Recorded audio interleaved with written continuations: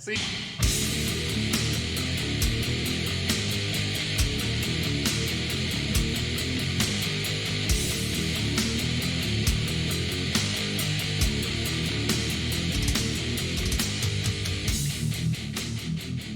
Darrell Lance Abbott, professionally known as Dimebag Darrell, was a guitar virtuoso and metal god, primarily known for his work with Pantera and Damage Plan, both of which he co-founded with his brother, Vinnie Paul. And today we'll be answering the question just how good really was Dimebag Darrell.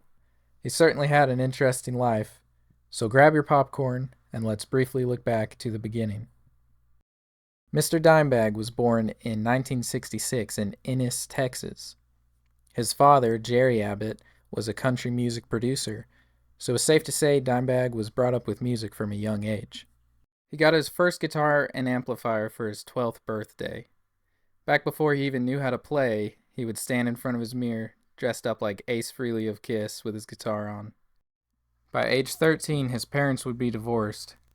Him and his brother would stay with his mom, but his father lived nearby, and he would ride his bike over to his dad's place and get lessons from him. His father would learn Kiss songs on the guitar just so he could teach them to Darrell. Dime would also pick up on things from the country guitarists who were recording at Jerry's studio.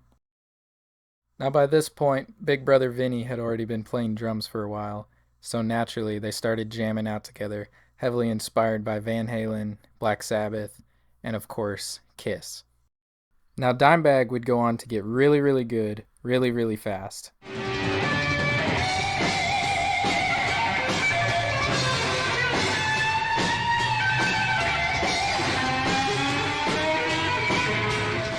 Paying a little tribute to Randy Rhoads there, who was another one of his big inspirations. Anyway though, at age 14, Dime would enter his first guitar contest in Dallas, Texas, where the founder of Dean Guitars was one of the judges. Dime blew everyone away and won the competition, scoring his first Dean ML, which would go on to become his iconic signature guitar. He kept entering these contests and kept winning them again and again, until the judges actually asked him to quit entering and instead become a judge himself to give others the chance to win. Mind you, this is at 14 years old. In 1981, Pantera was formed. Some classmates of Vinnie Paul reached out to him and asked him to join their band. Vinnie's like, yeah, alright, sure, as long as my brother Darrell can join the band as well. They were initially skeptical and thought that Darrell wasn't that good, but ultimately agreed. This would be the original lineup with Terry Glaze on vocals, who would eventually be replaced by Philip Anselmo, and original bassist would also be replaced by Rex Brown, and this would become the Pantera lineup we all know and love today. Initially, they were a glam metal band wearing spandex, makeup, and hairspray. Eventually, though, they would leave the glam metal days behind and pave the way to a whole new genre of power groove metal and become probably the heaviest metal band anyone had heard at the time.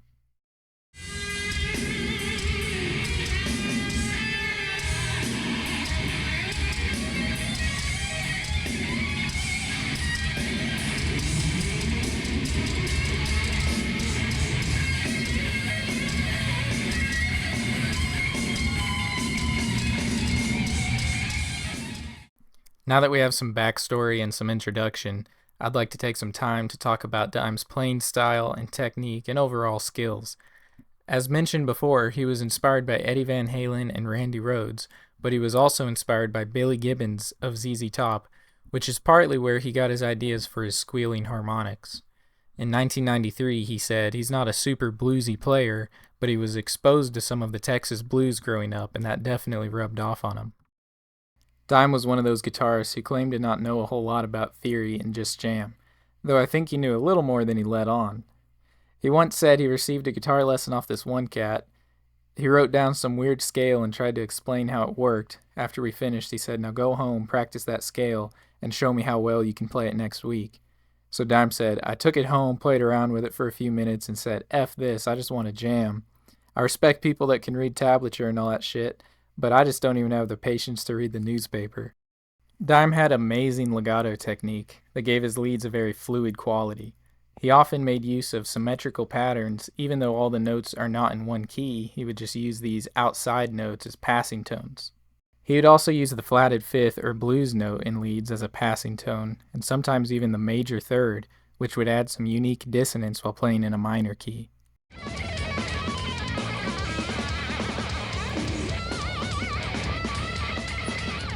Guitar World's Top 100 Greatest Guitar Solos of All Time featured 3 of Dimebag's solos, with Walk at number 57, Cemetery Gates at 35, and Floods at number 19. Also, Gibson ranked him number 5 in their top 10 metal guitarists of all time. As far as his iconic riffs go, he credited Tony Iommi of Black Sabbath as inspiration for his heavy, groovy riffs.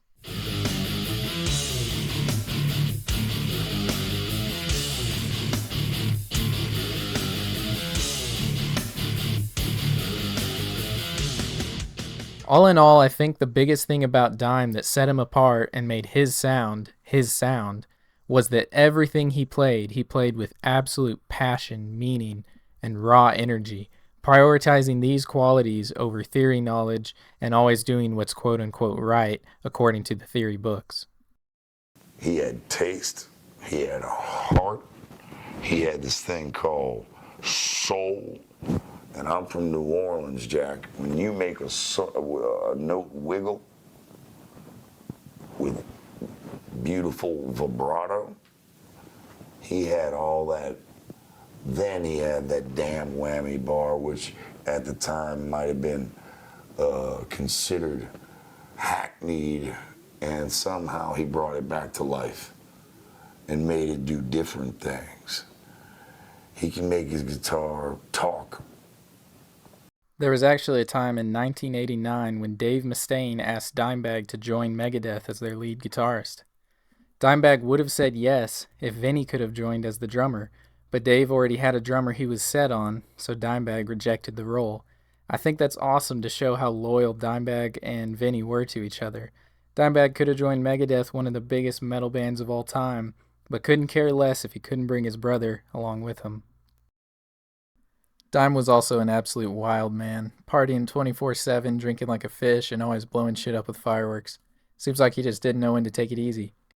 But everyone I've seen that knew Dime personally or met him could also tell you that he had a big heart, was a very kind man, and a wholesome character. Hi, John. Love your album. Thanks, bro. Appreciate it, man. You're jamming, man.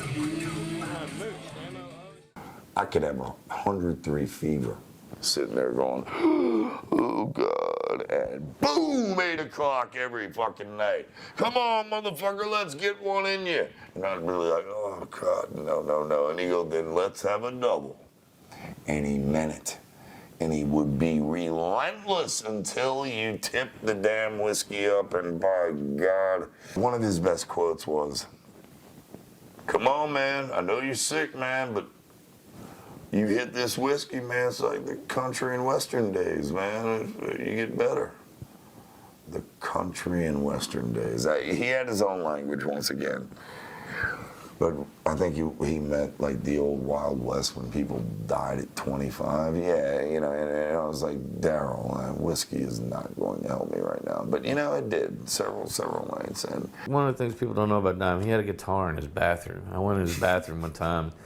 I sat down, I was like, he's got a guitar, and he's got his little tape recorder. What's that doing in here? I said, Dime, what's the deal with the guitar in the bathroom? He goes, man, that's where I write all my riffs. That's why my riffs are the shit. Sitting right there on the toilet, man. I mean, he straight up told me that, and he recorded and made some of the most amazing. He would go to have a bad experience at Taco Bell and write a song about it. I mean, so how good was Dime? In conclusion, it's safe to say he was one of the all-time greats. A lot of people even think he was the greatest metal guitarist of all time. He was one of the most innovative and influential players, and he will be remembered forever.